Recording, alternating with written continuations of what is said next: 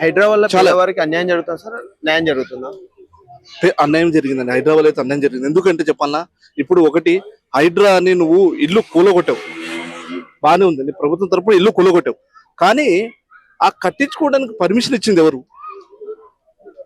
ఆ కట్టుకోవడానికి డబ్బులు పర్మిషన్ ఇచ్చింది ఎవరు? వాళ్ళని పట్టుకోవాలి. కానీ ఇల్లు కట్టుకొని రూపాయి కూడా పెట్టుకొని ఇల్లు కట్టించిన తర్వాత నువ్వు ఇల్లు కట్టకూడదని వీళ్ళని కొట్టేస్తే వాళ్ళ డబ్బులు ఏవి? వాళ్ళ పెళ్లికి వాళ్ళు కష్టపడి చెమటోరిసి సంపాదించిన ఇల్లుని అంత నిలువెత్తు కూల్చేస్తే అసలైన దళారులు ఎక్కడ పోయినారు?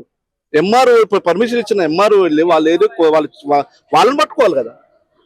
కాబట్టి నిరుపేదలకు అన్యాయం జరిగిందండి. ఎందుకంటే బిడ్డ పెళ్లి కోసమో ఎవరి కోసమో ఇల్లులు కట్టుకొని దాని మీద ఆశ పెట్టుకుంటారు. రేపు పొద్దున నా బిడ్డకు ఇదే ఉంది ఆధార్. ఇప్పుడు వాళ్ళ నిలువెత్తున ఇల్లు కూల్చేస్తే వాళ్ళ పరిస్థితి ఏంది? వాళ్ళు మళ్ళీ సంపాదించుకోగలుగుతారా ఇప్పుడున్న సిచ్యువేషన్ లో, ఇప్పుడున్న కరువు పరిస్థితుల్లో? ఇది కరెక్ట్ కాదు. ఇది హైడ్రా అనేది కొంచెం ఇప్పుడు అటువంటిప్పుడు మరి ఎంఆర్ఓ కూడా శిక్ష పడాలి కదా. పర్మిషన్ ఇచ్చిన ఎవరు? ఆ స్థలానికి పర్మిషన్ ఇచ్చింది ఎవరు అక్కడ కట్టుకోవడానికి?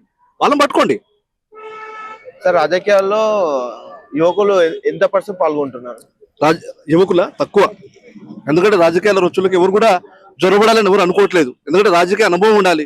ఏదంటే అది మాట్లాడి యూత్ రెచ్చగొట్టి ఏదంటే చేస్తే మాట దొరికితే చాలా దూరం వెళ్తుందని యూత్ కూడా తెలుసు. ఇప్పుడు రాజకీయాలకు యూత్ ఎప్పుడు స్టూడెంట్స్ ఎప్పుడు సపోర్ట్ చేయరు. ఎందుకంటే రాజకీయాలు వేరు, చదువు వేరు.